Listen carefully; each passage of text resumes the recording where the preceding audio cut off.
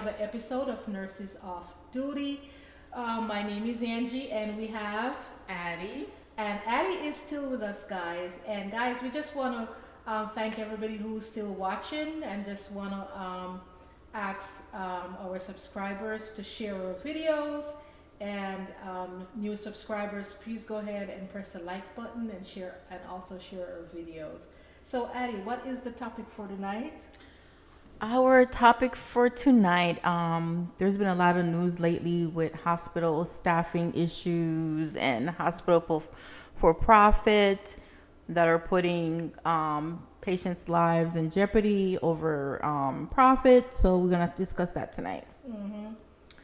But what was the particular article that we saw that is trending in the media?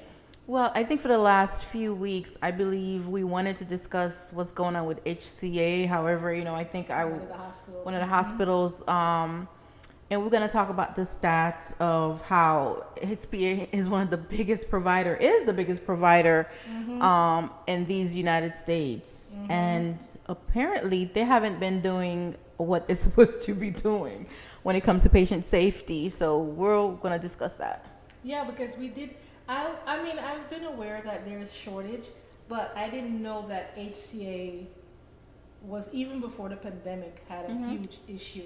And so doing the research for this topic, I was like, oh my God. And I've worked for HCA before. Me too. So I'm like, oh, briefly. Yes. And outcomes, I didn't really hear of this. But then when we dove deeper in the article, and somebody pointed out that they are a for-profit hospital. Mm-hmm. And so, if you're a for-profit hospital, aren't you on the stock? Are you on the stock market when you're for-profit? Yes, you are. Oh, so it's basically to get the best rate for their stockholders. Yes. Mm-hmm. So patient care is secondary. Mm-hmm. I remember I worked for HCA, and I was a brand new RN, I believe. This is probably back in 2012. Mm-hmm. And I went there and I couldn't believe it. I think I only lasted maybe two to 3 weeks. Oh, why? It was horrible. In what way? Staffing shortage. And that was before the pandemic? 2012. Oh, you did say that. Okay, wow. Staffing issues, Meditech. I mean, any nurses that are who's familiar with Meditech knows that your Meditech is one of the. Personally, I've met a couple of nurses who loves Meditech, but for me personally, it was one of the worst charting system I've ever used, and it's not user friendly. I'm sure. But when was the last time you were working at HCA? Because I would just only hope that they have improved upon documentation. No. What I have told, they're still using Meditech. It hasn't. But I remember when I was working there, I said to them, "Why are you guys still using this charting system like you're back in the Stone Age?" Antiquated. They said it would cost them millions and millions of dollars to reboot that system and to upgrade the system. So again, what are they doing? Profit over safety. Because I remember. But how, my question is, documentation is important, yes, but how is that impactful on patient care? I was just about to give you an example. Okay, go ahead, let me hear it. The brief time that I worked for them, I remember I had a patient that his potassium was extremely low, and I kept calling the doctor for an order. I'm like, hey, this patient, the electrolytes came back and the potassium is low, and I think I called him for like 2 hours before I got him back on the phone. And he started yelling at me, and he's like, "You have protocols." I'm like, "No, you don't.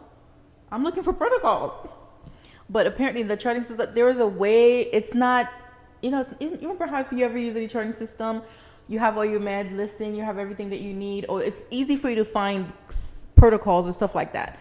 But it was like you have to go some back window, and I'm like, oh my God, my license is in jeopardy here, because if this is a charting system, if I'm having critical lab results, and it's not popping up to say, hey, you have a critical lab results, oh, I'm able to see it right away, or see the lab, or I'm getting a notification. Mm-hmm. These are dangerous safety issues for your patients because you're not able to quickly find out what's wrong with your patient or treat those critical results that you're getting. So to me, that was one of the main reasons I remember that I quit because I'm like, this is not safety. When was this? How long was this after you were hired, though? Because could it have been a little inexperience with that particular system? I think that's part of it. Like I said, it was 2-3 weeks, but because like I said, it's not like I was just a brand new nurse where I haven't worked. And I've worked in the SNF at that point. I did a whole year in a hospital setting, so I knew what the norm was. And to come to that, it was very scary. And you were like they were short staff. You couldn't find your PCA, like what do you call it, your CNA. So it was, and there were short staff with CNA, short staff with nurses, and plus you're getting 8. I remember it was like 7 to 8 patients. So I'm like, no, this is not safe.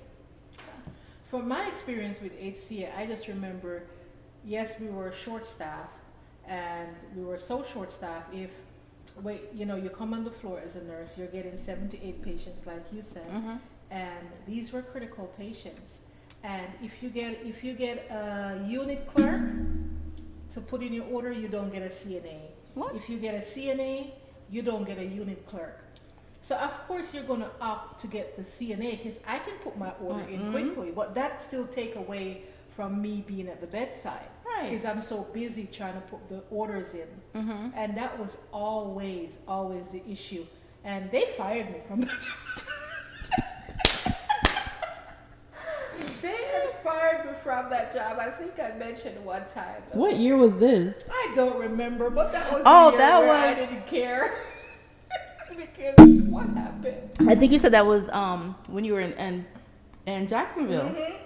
I was in Jacksonville. Oh, you were getting fired left and right in Jacksonville. Because people always mess with me back then. Because they see, I used to be quiet and just do my job, and people think that I was like an easy target where they could talk to me any which way. And I'm like, okay. Well, I'm not coming back. But this one, I had took an extended leave. This is what had happened. I took an extended leave because I was just sick of the job. You understand me? You come in every day, it's short staff. Like I said, you get an aide, you don't get a unit clerk, you get a unit clerk. And then you have patients that you have to get prepared for the OR.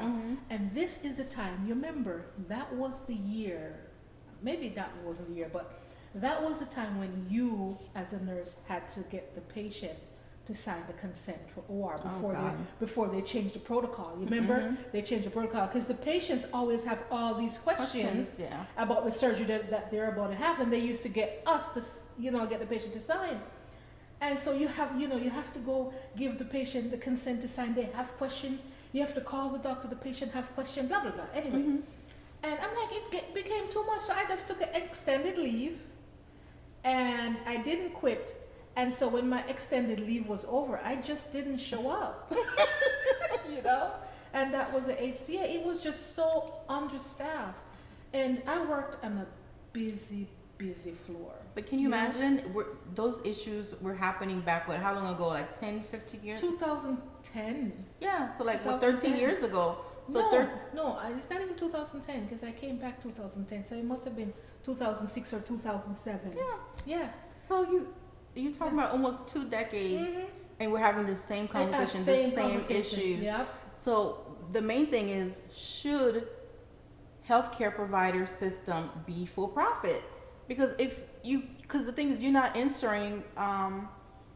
You guys, for-profit hospitals are owned by stockholders, so therefore they're answer to their stockholders, and they are in business to make profit. What areas are they cutting in? Because they have to cut areas to make the money. You know? So there were some statistics. I took some notes. I don't know if we should go over some of these notes that I took. Well, before I was researching because I wanted to know exactly the number on nurse shortage, and so. One of the articles that I was reading on this topic, they're telling us, even before the pandemic, Addie, we were already short 150,000 nurses. And I just said nurses, there's other healthcare profession that we don't even talk about. We're talking about physician, we're talking about physician assistants, We're talking about lab technician. And Well, we've I been don't saying wanna for misquote. decades that there's a shortage of nurses in the United States, but I think the pandemic, let's be realistic, to me personally, I don't think we've ever really talked about our experience during the pandemic. It's not just about nursing, it's not just about nursing, it's safety for the community. And I find it very hard that this particular government body agreed. So again, this is another place where you're putting profit over safety for the community, because they need to answer to us. You know, I don't care what level of society that you're in.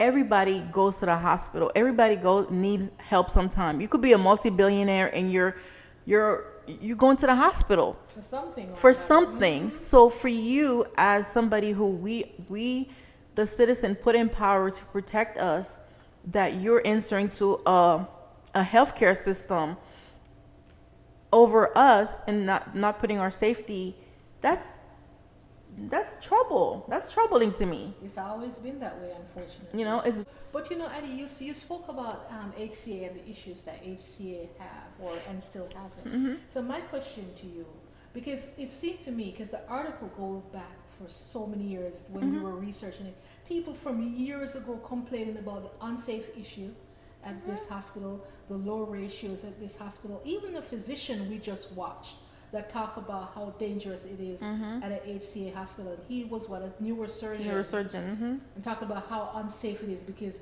of low staffing and to me, if you're making, how much you said, 14 billion? I have to look. The net profit. Yes, the net profit is so high. And they're still having so much issues for years. Look at their revenues. Their U.S. revenue alone is 60.23 billion as of 2022. And that's for the HCA hospital?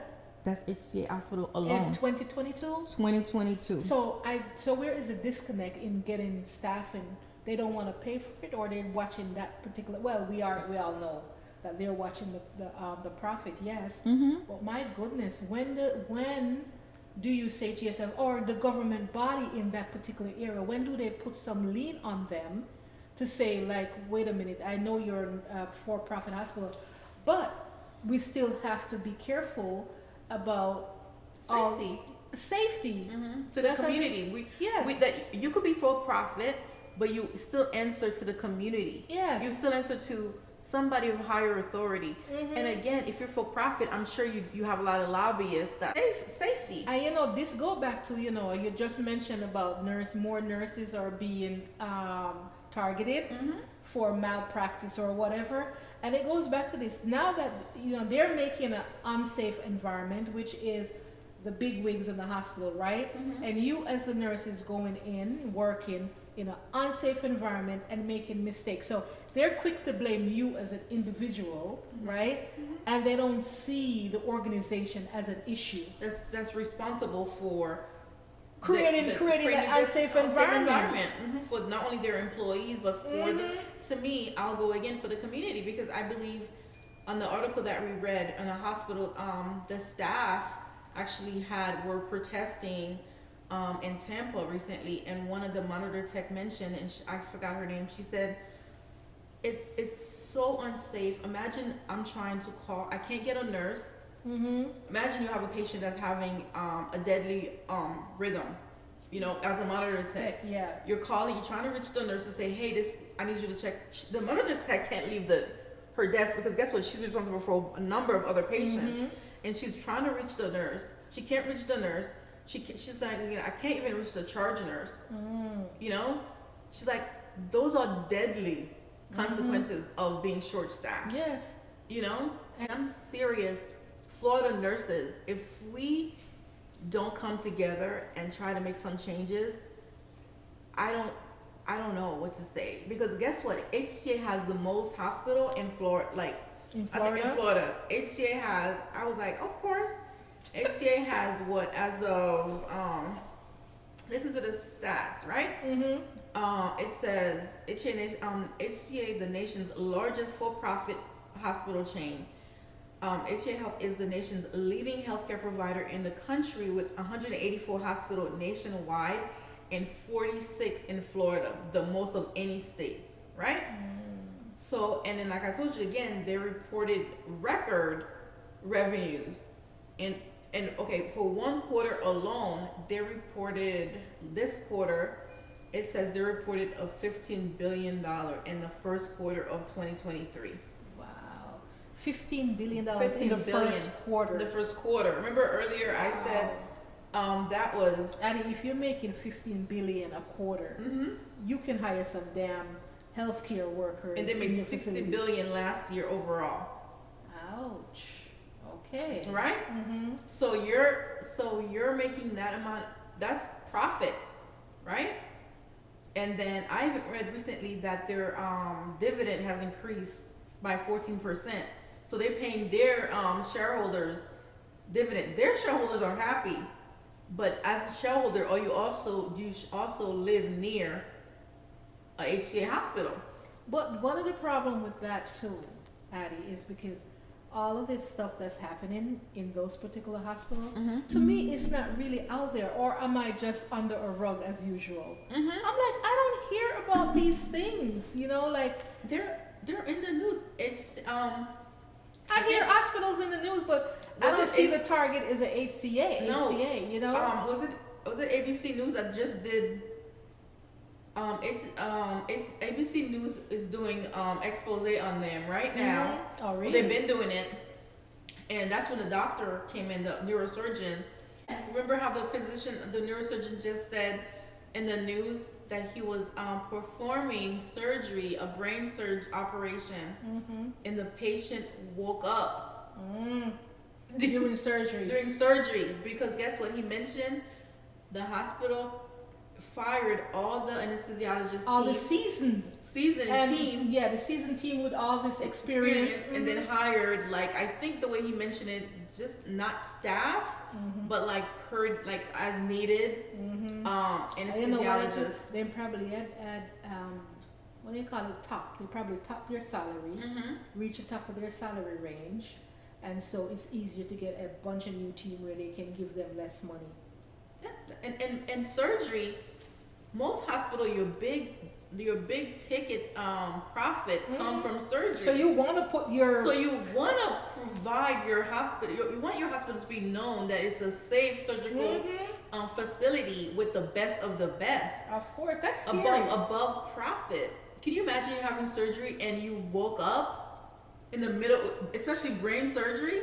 And that's exactly what the surgeon said. I can only speak for Florida because I live here and I really haven't traveled, but I'm sure there's other major issues, because when we were doing the research, the people that were talking, they weren't all from Florida. So, it's just HCA hospital and other hospitals across the country that are having big time shortage. But the point that we were trying to make is that this shortage was way before COVID, because everybody like to say, no, COVID, and all the nurses went traveling. No, these problems been happening way before then. Right, and I think a lot of nurses and other healthcare who started traveling so that they were better place to be. I tell you, they were safer states to practice, and there were better state that were compensating them better than here. Do you by any chance know offhand what state is the best state for nurses to work? California? Oh, okay. Is it in the statistics somewhere? Ever since I was in nursing school, California's always been the standard. California's always been ahead of everybody. Okay. As far as safety protocol, there, even to get your license, like your California license, the process is so long, and they want to make sure that you are who you say you are. They want to know your education, but I feel like we have to come to realization that we hold the power, as healthcare providers, as we're the frontliners. We are still the frontliners. If God forbid another pandemic happened, we're going to go back out there again. But I feel like personally, we, instead of using us for scapegoat for everything that's going wrong in healthcare, the system needs to be reevaluated and restructured, and at least be safer, because make patient the focus. exactly, And safe discharge. Somebody shouldn't go to the hospital for some minor stuff and don't come out, alive. Because a shortage in staff. No, that should never happen. Not in America. Right. And we can even talk about, like, for example, the other day when I went to the ER. What happened again? Remind me. Yeah, go ahead. Well, because I wasn't there the whole time. So what happened before I got no, there? I mean, you guys, you saw our last video. I look extreme. I saw the video and I'm like, I can't believe we post this video. I look extremely exhausted. As you can see, I'm still recovering from laying in the sun. And by the way, Black people, yes, wear your sunscreen when you're on vacation, okay? Because we do get burned. So I was exhausted because I don't know, you guys were aware.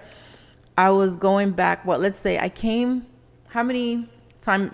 I remember 3 or 4 times flying back and forth between here in California. I think I came in April, late April? Yeah, late April. I came for a week. Went back to go for work for a week. Came back for a birthday party. Went back and then came back to go to California. To go to Jamaica. And then go back to California, finish out my contract, and came back. So I think that and I think the day we filmed, maybe it was the day I got back from Jamaica or the day before, after. No, it was the day after, yes. Yeah, so as you can tell, I was still were flying out the Monday, So I was extremely tired, and I probably was dehydrated too, so I wasn't feeling well. I had this constant migraine. I think it was a headache. I don't think at first I didn't consider it a migraine. It was unusual for me. And for me to go to emergency room, as healthcare worker, I thought I was dying. That's the reason why I went. And surprisingly enough, I went to a hospital that I used to work. Surprisingly, everything happened. It was so fast. It wasn't a busy night. I don't know if it was because it was a busy night. It wasn't a busy night. I was seen fairly quickly. My EKG was done very quick. Everything was just my lab work. Everything was done so quick. I'm like, wow, this is a smooth operation. So by the grace of God, everything is fine. So I was discharged. I was admitted, so I came back home that night. So it can be done. I wasn't on the floor. I don't know. Usually what you see in the ER is not what the floor is like. But but by the way, this was the hospital that forced me to go traveling based on my experience and how busy I was. When I mentioned earlier that experience when I had 2 colds at once. So that was that hospital. But I feel like we have to come together as healthcare workers and figure out a way to do this better. Not even healthcare workers. The organization, Addie, because this is above our pay grade, as they say. Yeah. So it's like, what else can we do to get these people at the corporate level to hear us, especially for the for-profit hospitals? There is a good balance that you can make profit and don't put patient care and nurses and other healthcare license in jeopardy. There is a balance, and it's easy to find if you want to work at it, but they don't want to work at it, Addie.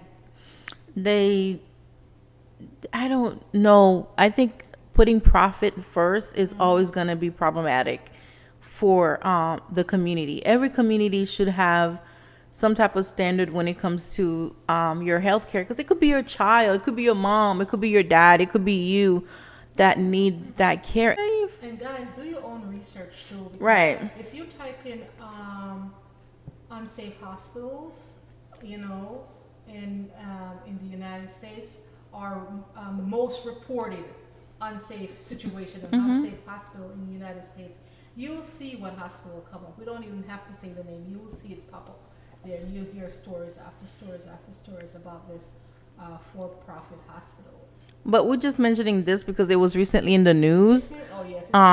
It's been in the news again, and then I think ABC just did this big story behind what's happening, and the repeatedly stories from staff complaining that this is not safe. So I think in conclusion, when we talk about safety, ratios is important to us, of course.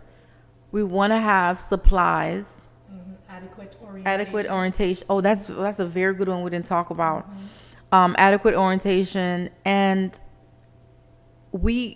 I think like a lot of hospitals now are faced with where the seasoned nurses, experienced nurses are leaving bedside, or they're traveling, or now it's the safety is you're having a lot of young nurses, inexperienced nurses.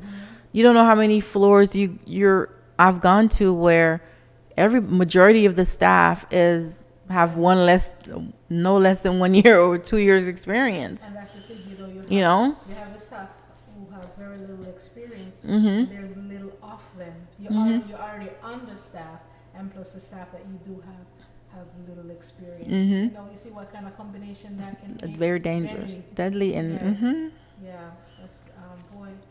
I tell you guys, we can go on and on about this, but just do some research, and like I said, just research hospitals, that for-profit hospitals. And it's not just for-profit hospitals that have these issues. Too, yes. It's but this one particular hospital that's been in the news is for-profit. And do the research on that, guys, and please just make some comments, because we love some comments under the in the comment section about this topic, because I think is very important, because for some reason, for the young generation, don't think this is going to impact them. That's always the case. You understand me? Oh, I'll never go to the hospital until you're in the hospital. Of course, everybody can go in the hospital. 2-year-old can go in the hospital, up to 102-year-old or. So this is a big issue. This is something that you might have to go experience time in your lifetime. So these are the issues that we're going to bring forward, and so we can see if we can solve some. Not all, but boy. But you know what? Don't just sit back and say, "Oh, what? My opinion doesn't matter." Guess what? It does matter. And this is why we talk about these right. things. And if you're having the same experience in your local area, comment on that. Tell us which hospital system that you've seen this happen. What states? If you have a hospital system, or you feel like your ratios or your safe, like your hospital is a magnet hospital. This hospital is doing well in your area, comment and let us know, because we would like to talk about the hospitals that are doing, or the system that are doing the right thing, that are putting patients attempting, or if they were in a situation where they were not doing so well, they're improving. We want to talk about those hospitals too, hospital system. We want to see how they changed it around, so.